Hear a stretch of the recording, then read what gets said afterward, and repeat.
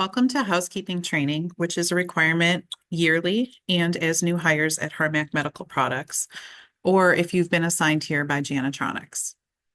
We're going to go over HR 001 Exhibit 24 to begin with. Our company training program is a procedure that explains all training requirements, including documentation. Exhibit 24 is the specific list of requirements for housekeeping. Please use that to follow along with this training. Media contact procedure. Media is not allowed on the property without prior approval from senior management. Only the president, vice president, or a director can speak to the media on behalf of the company. If media request a comment from you, please let them know that you're speaking on your own behalf and do not represent either Janitronics or Harmac. Control of documents and records. E&G 10 is our change request program. All documents that require a change must use this process and be approved by multiple departments. Controlled document and sample distribution. This is to ensure we are using the correct documentation. It must be printed from Lotus Notes and not copied. This ensures that we have the right revision. Controlled documents. The housekeeping work instructions are stamped controlled and are in a binder in the housekeeping cage. The controlled stamp ensures we are using the correct version at all times. Quality records and traceability. This procedure describes which records need to be kept and for how long. For example, the housekeeping records you complete each shift are retained for 7 years. Good documentation practices. Signing or initialing a document means that you completed the work. Any documents completed at Harmac need to be legible with no scribbles. And if you make a mistake, put one line through the mistake and then initial and date it like shown on the screen. These records become evidence for FDA and other audits. Review of quality requirements. The Harmac quality policy is that the team is dedicated to provide our customers with world-class medical products and services. The expectations for meeting this policy of world-class medical products and services in relation to our commitment to quality are the following: compliance with all internal procedures, domestic and international regulations, standards, and guidelines where applicable, and to maintain the effectiveness of the quality management system, to meet or exceed customer expectations for quality and service, and to provide an environment of continual improvement. So who is responsible for quality? All of us are. Please fill out that section of your training record. We all impact quality at Harmac Medical Products, and we are all a part of the quality management system. The highest quality results are achieved when everyone works to satisfy Harmac's quality policy. Our customers rely on those quality results to help change the lives of the patients using the products Harmac manufactures. Think about this and what it means to you in your everyday work. Follow your procedures, complete checks, report any quality concerns to the supervisor or member of the quality team, promote quality among colleagues, effectively communicate with my colleagues and customers, ensure timeliness, aim for continual improvement, identify and reduce risk, and comply with relevant standards and guidelines. Harmac complies with our quality manual, which includes all of our policies, procedures, and documentation. The quality system management representative is Nate Monin. Harmac also complies with the US FDA quality system regulations, ISO 13485 and ISO 14001, which are international standards for medical device manufacturing and environmental management. The Japan Ministry Ordinance, which is the Japanese version of the FDA. And we always need to follow procedure unless an approved deviation is in place. Control of nonconforming material and customer complaints. It is everyone's responsibility to report customer complaints. If you receive a complaint or see one on social media, report it to the quality department for them to properly address it. Environmental monitoring. The housekeeping program falls under this section of our quality system. If you notice in the corner, it says housekeeping work instructions on the slide. All of these are printed and available for you to review in the binder in the housekeeping cage. So Man 5 Exhibit 1 is cleaning material classification. This tells us which chemicals are allowed in different areas. So for example, the type 1 are unlimited use and can be in all of the clean rooms. So that's alcohol, hand gel, antibacterial soap, the lint-free wipes, and the hand soap that's in the automated washers. The limited use cleaner is indicated for non-product contact surfaces. So it can go into the clean room, but should be used on like the walls, the floors, and other areas that don't touch product. And then the third type is restricted use. Those are not allowed in the clean room and are meant more for the bathrooms, offices, and in those areas. Exhibit 3 covers general cleaning guidelines for offices and restrooms. Exhibit 9 goes through the detailed cleaning for the production areas. It's very important. Eye protection should be worn during all phases of housekeeping duties. We're using different chemicals and spraying them, so it's important to ensure our eyes are protected to keep cleaning chemicals out of our eyes.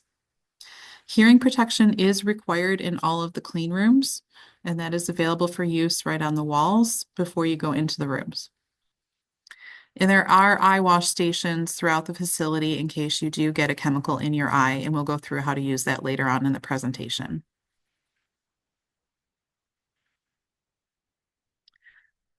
Exhibit 11 focuses on plant engineering, cleaning, and grounds. So typically this is covered by Harmac employees, but if somebody is out sick or on vacation, we may request Janitronics assistance in this, which is, picking up trash outside and emptying the outside trash cans. Exhibit 12 is the important really breakdown for production room task cleaning. So this goes through all of the mopping, damp mopping, cleaning the benches, the return grids, and it goes into detail of exactly what can and can't be done in a clean room. So for example, we can't use brooms in the clean room because they would generate foreign matter or particulate that could potentially get into the product. So that's why we use the HEPA vacuums or the squeegees to get stuff off the floor. Also important, you don't want to shake out a bag in the clean room or drag anything across the floor, again, because that stirs up particulate.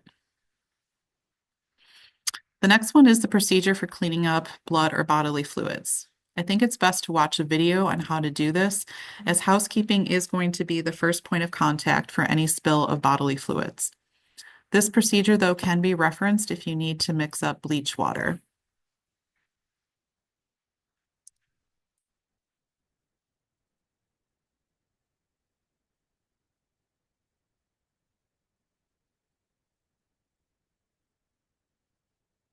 Surfaces be cleaned and disinfected after contact with blood or potentially infectious materials. According to OSHA regulations, when there is occupational exposure to bloodborne pathogens, the employer is to provide appropriate personal protective equipment at no cost to the employee. PPE will be considered appropriate only if it does not permit blood or other potentially infectious materials to pass through to or reach the employee's clothes, skin, eyes, mouth, or other mucous membranes. In the event of a blood spill, retrieve your bloodborne pathogen kit and complete the following cleanup procedure. First, put on protective gloves and apparel.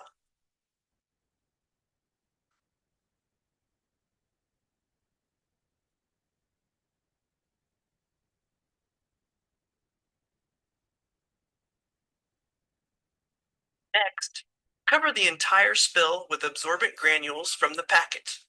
This compound instantly binds the blood. After a semi-solid forms, use the scraper to scoop material and dispose into the red biohazard waste bag. Use the absorbent towels to wipe up remaining fluid from the spill and discard in the waste bag. Thoroughly wipe down the contaminated area with a germicidal cloth. For disinfecting larger spills, a solution of 1/4 cup bleach per gallon of water is appropriate for disinfecting the work surface. When the spill is cleaned up, dispose of any remaining germicidal cloths, absorbent towels, scoops, scrapers, gloves, and any affected protective apparel in the red biohazard waste bag. Use twist ties to close the bag securely. Clean your hands with antiseptic towelettes when finished. Be sure to dispose of your red biohazard waste bag in accordance with local, state, and federal regulations. For information on proper disposal methods,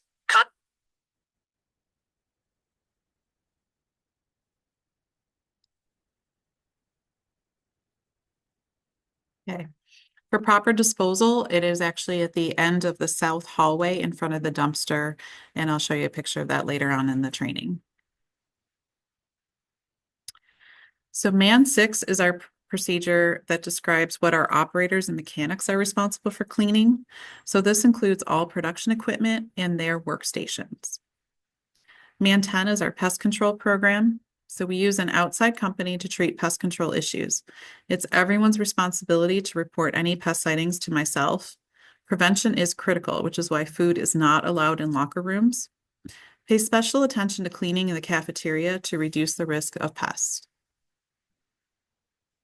Environmental monitoring program is a procedure that describes the testing requirements of the clean rooms to ensure we are properly cleaning, disinfecting, and able to make medical devices.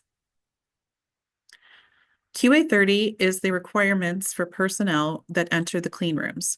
So this applies to anyone entering the clean room, even if it is just to empty trash. So from a personal standpoint, your clothing should be hemmed along all edges, no loose fringes. Shoes have to be closed toe and heel, so no Crocs. Clothing should be free of noticeable dirt, lint, or other loose material like glitter, sequins, or stickers. Socks or stockings must be worn, and hats and head coverings are allowed but must be covered by your hairnet and the hooded smock. For personal hygiene requirements, you cannot access the clean room with contagious illness or infection or any open, unprotected cuts. You're not allowed to chew gum, tobacco, or any other item in the smock room or clean room. Cosmetics cannot be worn. This includes fingernail polish. And this is to prevent the material from flaking off into the product. Also, no latex materials are allowed in the clean room. All of the gloves that Harmac uses are nitrile and do not contain latex. To enter the clean room, prior to entering the smock room, you want to put on your safety glasses, hairnet, and beard cover if needed. Also, hearing protection. When you're in the smock room, you want to wash your hands using an automated hand washer and put on your smock. Use the step-over procedure to put on shoe covers. Check yourself in the mirror and then apply hand sanitizer. If you're entering the hall room, you also must wear gloves. When exiting the clean room, reverse the process.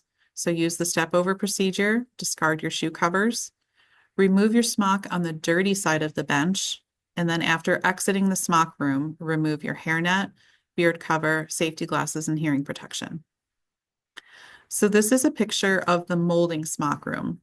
The dirty side is where we enter the smock room and our shoes can touch the floor. The clean side, you have to be fully gowned and your shoes must be covered. If you wear a mask, you can wear them in the facility, but when you enter the smock and clean room, they must be covered by a beard cover to prevent particulate. Even if you just need to come to the clean side of the smock room to refill gloves or other supplies, you still need to be fully gowned and your shoes covered, even if you're not going to enter the smock room. Or I'm sorry, enter the clean room. For standard test methods, the operation of the baler is best done with hands-on training. So please see Dorian in order to be trained on how to operate the baler. Harmac does follow the 6S process for workplace organization. 6 S's are sort, which means to organize and distinguish needed items from unneeded items.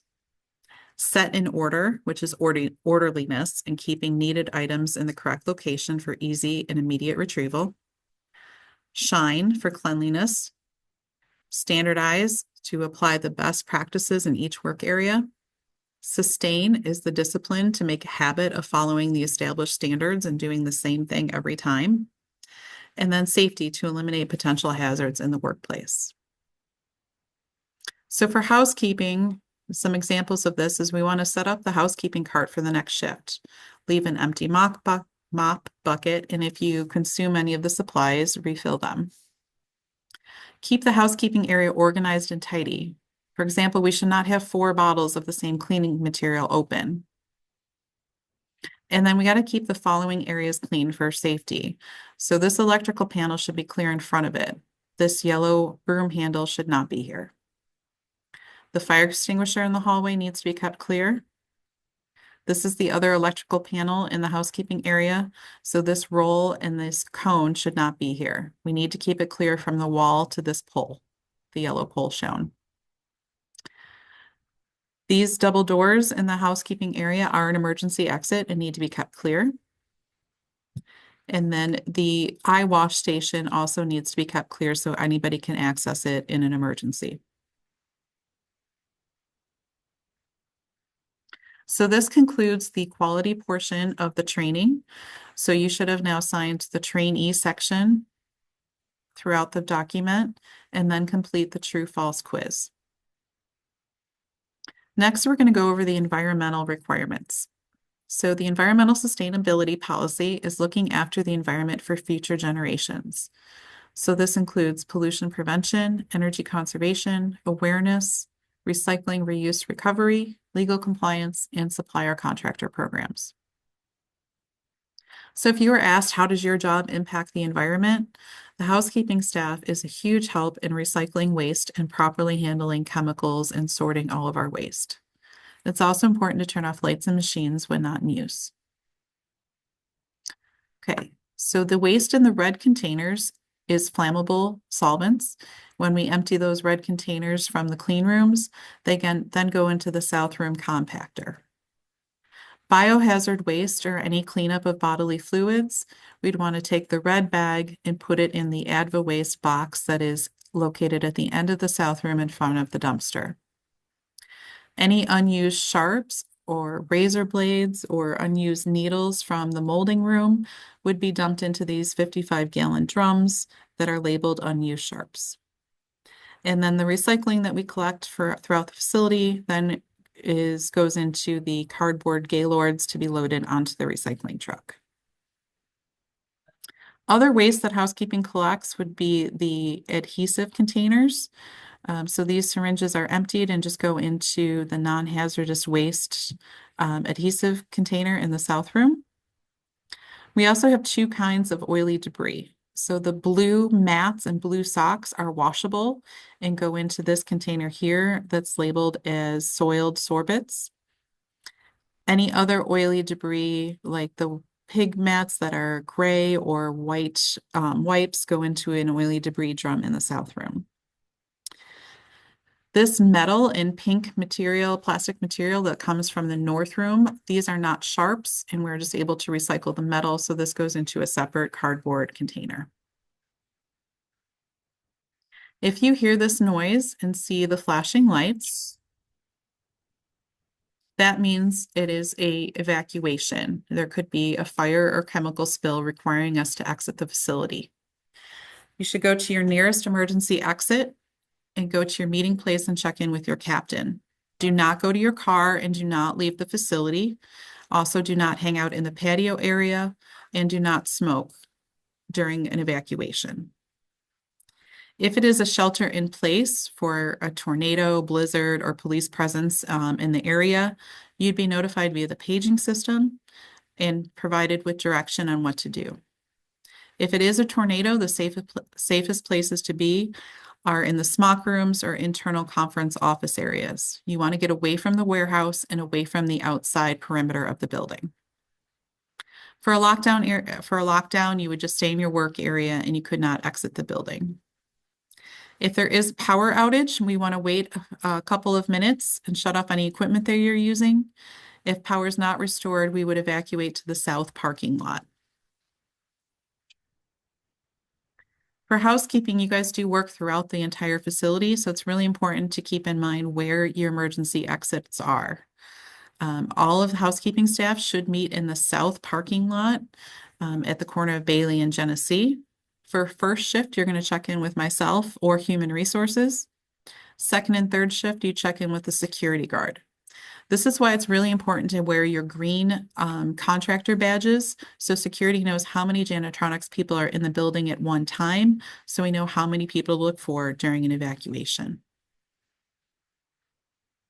If a dangerous person does get into the building, prevention is key, so don't allow people to follow you in that you don't recognize. Notify security or your supervisor if an unfamiliar face is trying to gain entry. And then the FBI and Homeland Security recommend run, hide, fight. If you can safely get out of the building, you want to do that. If not, can you hide and barricade yourself in? And then as a last resort would be to fight off any attacker. Something to keep in mind is about every 30 feet within Harmac or other public spaces is a fire extinguisher, which could be used as a weapon if needed. If we have an emergency closure, whether due to weather or IT issues, you will all be notified via the text alert system. You have all been registered into the Harmac system for that and will be notified of any closures. If you ever have any questions about that, you can contact Chris Ann or your supervisor from Janitronics. For emergency equipment in the building, we mentioned the fire extinguishers. We also have eye wash stations and a shower station in the machine shop. The spill kits are available. There is a fire blanket in the clean rooms to smother a fire if needed. There's an AED machine in the main hallway if someone goes into cardiac arrest. We also have first aid kits throughout the building, a wheelchair in the main hallway, and a sprinkler system in the warehouse. If you do get hurt at work, whether you're a Harmac or Janitronics employee, you do need to report that to Harmac. We need to report all injuries to make sure that we can correct the issue and to get you any treatment that you may need. You will not get in trouble for reporting an injury. That is actually against the law. If you need to use the eye wash station, you want to pull that gray bar down towards you, hold your eyes open, and allow the saline to flush out any chemical that you may have accidentally gotten into your eye. We do have asbestos in the building. It is all sealed or covered, and we have emergency plans in place if it is ever damaged. It is inspected annually to ensure it's fully enclosed and there is no damage that would cause any health concerns.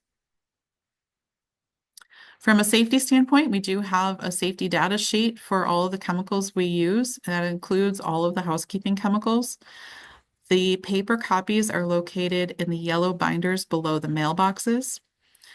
And these safety data sheets tell us what protective equipment is required. So that's why safety glasses are required in the production areas and if you're a housekeeping employee using any chemicals.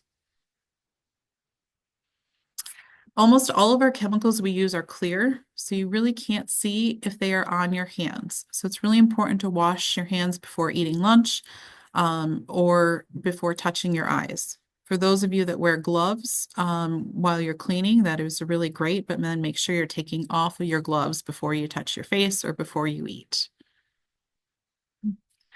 From a lockout tagout standpoint, you just need to know that our mechanics use locks to de-energize equipment while they're working on it. That's to ensure that no one accidentally cycles the machine while the mechanic is doing maintenance. So if you see a padlock, you never remove it. Pedestrian safety. So we share the warehouse with our forklifts. So it's very important to pay attention. So there's no texting while walking. You should not be looking at your cell phone while walking through the warehouse. You should not have two earbuds or headphones in if you're walking through the warehouse. You can have one earbud in listening to music to ensure your other ear is open so you can hear the horn or you can hear someone yelling to get out of the way. Earbuds or headphones are not allowed in any of the clean rooms because you're supposed to be wearing hearing protection.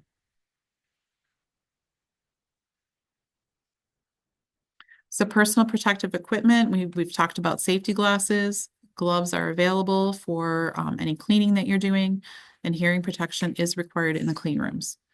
We're also not permitted to wear contact lenses because we use methylene chloride within the building. It's not a chemical that's directly used by housekeeping, but it is located in all of our clean rooms. This concludes the environmental health and safety training. So you're all going to sign this form. For employee number, you can just put NA for not applicable. Then you want to print your name, sign your name, and then put in today's date. Thank you all for completing training. If you have any questions, you can reach out to Chris Ann or your janitronic supervisor. My contact info is listed there, my cell phone number and my email. My cell phone number is also in the Harmac housekeeping phone, so you can always call or text me on that. Thank you all.